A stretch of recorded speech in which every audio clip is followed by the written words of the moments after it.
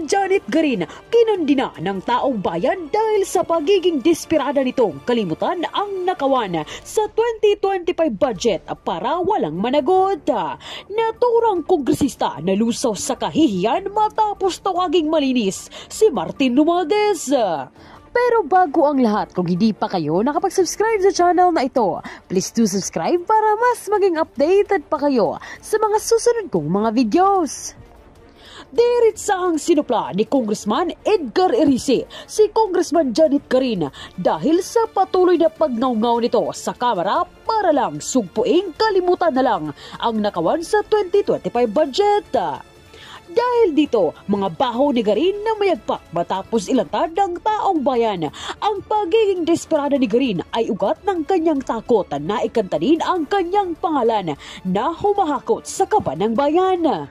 English colleague, Honorable Erice, paano po ba ang nagiging sistema ng budget process? Kasi sa pagkakaintindi ko, ang budget call starts during the month of March, where all cabinets present, defend their budget. It reaches the cabinet sometime in April. And after that, it goes through the series of vetting, after which it is transmitted to the House, both Houses, Congress and Senate, for deliberation after the State of the Nation address. Pagkatapos po doon ay nagiging GAB, nagiging GAA, pero doon po merong prosesong first reading, second reading, third reading, bicameral conference committee meetings, at nagkakaroon na nga ng pinal na bersyon kung saan pinipirmahan ito ng Presidente bilang pagsang-ayon doon sa ginawa na ng both Houses after deliberation. Tanong, Mr. Speaker, nagbago po ba ang prosesong ito? At kailan po ito nagbago? Noong 19th Congress po, Mr. Speaker, nagbago po dahil napaka-supermajority ang ating Kongreso. Alin po at ang napaka-malakas specific? po. Nung nakaraan po, wala po ako, nandun po kayo. Nung nakaraang 19th Congress, naroon po, Mr. Speaker, si Congresswoman Garin. Ako po, wala nung 19th Congress. Pero alam po natin na napakalakas po ng Committee on Appropriations Chairman noon na si Congressman Saldico. Palagay ko po, hindi ganon, hindi mangyayari ito sa ating national budget. So ang naging problema, Mr. Speaker, ay ang naging kinatawan or head ng Committee on Appropriations, pero hindi na bago ang proseso ng pag-approve ng budget. Is that what I'm getting? Well, may mga pagbabago po dahil alin po ang specific na pagbabago, Mr. Speaker, for example, sa budget po yung, process? Sa aking pagkakalam, yung small committee, hindi na po nalalaman ng mga miyembro ng kinatawan, yung mismong inaaprobahan at pinapasa sa Senado. So dito sa mga pagbabago, meron pa po. So dito sa pagbabago, Honorable Erice, nakasaad ba dito na yung Presidente ay nagbibigay ng proposal during the Bicameral Conference Committee meeting? Hindi po natin alam yan. Sila lang po nakakaalam. And this is precisely my point. Kaya nga po nagtatago na sila lahat. This is precisely my point, Mr. Speaker, distinguished colleagues. Managot ang dapat managot. Kung sino man ang lumait at nanggulo ng proseso ay dapat managot. But we can't model the issue by finger-pointing and saying na ito si Juan, ito si Maria, ito si ganito ang nagpasok.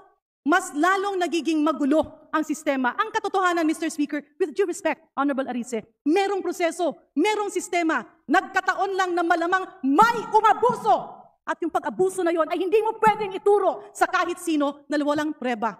If we want to reform the system, let us reform the system through a transparent budget process. Huwag yung turo dito, turo doon kasi gulong-gulo na ang Pilipinas. Gulong-gulo na ang mga tao. Let's base our comments, our statements on facts. Kaya balikan natin. Kung puputulin natin ang abuso na to. Mr. Speaker? May I respond? Yes, if I may, Mr. Speaker, that's why my question is, kung puputulin natin ang problemang ito, let us not have motherhood statements. That's a definite proposals to address the problem. So my question, Mr. Speaker, can the Honorable Erice enumerate the reforms that he believes are needed so that we will be guided to do this? Mr. Speaker, maliwanag po ang sinabi ko kung napakinggan niya. Sino po ang unang may responsibilidad? Ang Pangulo. 2023, GAA, sinalaula ng Kongreso. Binawasan ang pondo niya ng halos 300 bilyon. Hindi nangyari yan sa kasaysayan ng mga naging Pangulo sa Pilipinas. Pinabayaan niya, hindi siya kumibo. Yung kabinete niya, hindi kumibo. Specific yun. 2024, binawasan, sinalaula ng Kongresong ito, 500 billion. Binawasan ng President's budget, hindi kumibo ang Presidente, hindi kumibo ang ating mga kabinete. 2025, 473 billion, pati yung mga pondo para sa mga flagship projects ng Pangulo inalis. Kaya na-delay na lahat ng mga proyekto. Hindi pa rin kumibo ang Pangulo. Hindi pa rin kumibo ang kabinete. Number one na may problema, command responsibility ang ating Pangulo. Very specific yan. Pangalawa, pinsan ng presidente. Ang ating speaker noon, si Speaker Romualdez, hindi ba sila nag-uusap? Mr. Speaker, distinguished colleagues. Pangatlo. Can we allow the gentleman to finish? Yes, please. Pangatlo. Kitang-kita naman natin. Balitang-balita. Dalawa lang nag-uusap sa pagbabago ng budget. Yung mga member ng BICAM, hindi alam.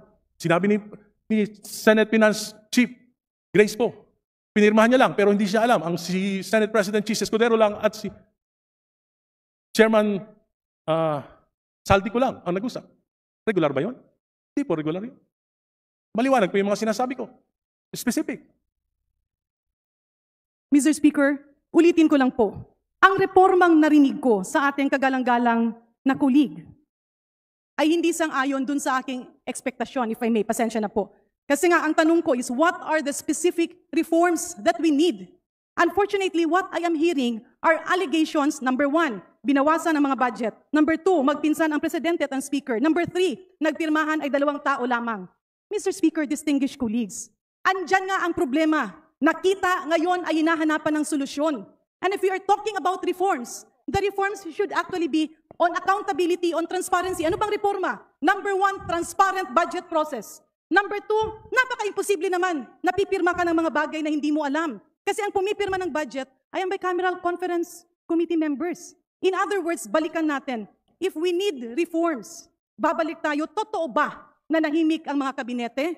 Totoo ba na lahat ng budget ng kabinete, there are a lot of problems and that is why we are in this series of investigations. But it will just add chaos. If we will take advantage of the situation and instead of demanding for genuine reforms, we twist the situation and talk about politics. In other words, Mr. Speaker, distinguished colleagues, tama naman. Natuldukan ito, hanapan ng solusyon, and push for genuine reforms. Pero kung ang naging mali ay merong bumaluktot sa mga bagay na hindi dapat baluktutin, yun ang dapat managot. But we cannot pull down our people and our government by not proceeding to concrete investigations that will really pinpoint the problem of all of this. Maraming salamat, Mr. Speaker, and of course, with due courtesy to Congressman Erice, I am with you in calling for reforms. But if I may appeal, let us push for individual concrete reforms that Congress can perform. Maybe we can push forward for a situation like other parliaments, where members responsible for the budget are made to report on a quarterly basis, stating the update of each program, the rationale of each action, and the impact that it will provide to the Filipino people. Thank you very much, Mr. Speaker. Thank you very much, distinguished colleagues. Mr. Speaker, maliwanag po ang aking mga reforma na hinihingi sa Pangulo at sa Kongreso na ito. Reforma, anti-political dynasty, binabastos natin ang konstitusyon. Ayaw natin magpasa ng anti-political dynasty bill o law sapagkat against our interests kahit na ang kahulugan nito ay hindi pagrespeto sa konstitusyon. At alam ko po na ang isa sa dahilan ng korupsyon, yung papataba ng mga political dynasties. Pangalawa, alam ko po, balimbingan, walang prinsipyo, pagpalit ng partido kung saan makikinabang, yan po ang pangalawang dahilan ng korupsyon. Pangatlo, campaign finance reform, hindi naman po makatwira na yung paggastos, kaya po bumabawi sa korupsyon. Pang-apat, hinihingi natin, empower natin yung ICI para maimbestigahan yung korupsyon. Maliwanag po yung mga hinihingi ko na reforma. Kung sincere ang gobyerno, gagawin nila ito. Pero kung gusto business as usual, baka sakaling makalimutan ng tao, hindi gagalaw ang gobyerno. At ang hinihingi ko po, hindi extra-constitutional. Hindi ko pinagre-resign si BBM. Ang sinasabi ko po, within the framework of the Constitution, we should initiate reform. Para naman sa bayan, wag naman para sa sarili na lamang. Salamat po. Majority Leader. Mr. Speaker, there being no other interpreters, I move to refer the speech of the Honorable Edgar Erice to the Committee on Rules for its appropriate action. There any objection? Chair hears none. The privileged speech of Honorable Erice is referred to the Committee on Rules. Majority Leader. Mr. Speaker, before we proceed, may I request to recognize the guests of the Honorable Representative from the Kabataan Party List, Honorable Rene Luisco. They are student leaders from various public and private higher education institutions, from the National Union of Students of the Philippines, NUSP, Kim Modelo, CJ Bevis, from the University of the Philippines, Angel Mariton Manilili. From the Polytechnic University of the Philippines, Michael Troy Cabangon, John Paul Azusano, Kiara Nicole Belda, John Christian Ancheta, Permarie Lacava, Cherry Joanna Ubani, Mary Luisa Pangan. From the Bulacan State University, Kyle Miguel Lazaro. From the University of Santo Tomas, Annie Nicole Agon, Nashville Mauricio, Hans Montiero, Aaron John Olaira. From De La Salle University, Manila, Yaisel Kenyon Kayanan. From the University of the East Caloocan, Antonia Q. Beiser. From the National University, China May Rangas. And from Ateneo de Manila University, Anika Lorraine M. Torres. Mr. Speaker. To the guest of Honorable Reni Co from Kabataan Party List.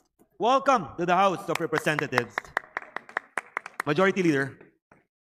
Mr. Speaker, I move that we recognize our Honorable Representative Rene Luis Co from the Kabataan Party List to avail of the privilege hour. The Honorable Reni Luis Co from Party List Kabataan is hereby recognized.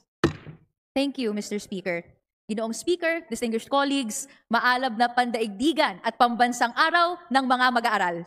We commemorate today to reiterate the true essence of International Students' Day, its unwavering legacy of the youth's militancy. This day was institutionalized precisely to recognize the role of militant student movements across the world in shaping democratic participation. A day born out of resistance, carried forward by generations of organized youth who dare to challenge oppressive powers. We often forget that International Students' Day itself was established in memory of 9 students and professors executed during the anti-Nazi demonstration on November 17, 1939 in Prague, Czechoslovakia. It is a global monument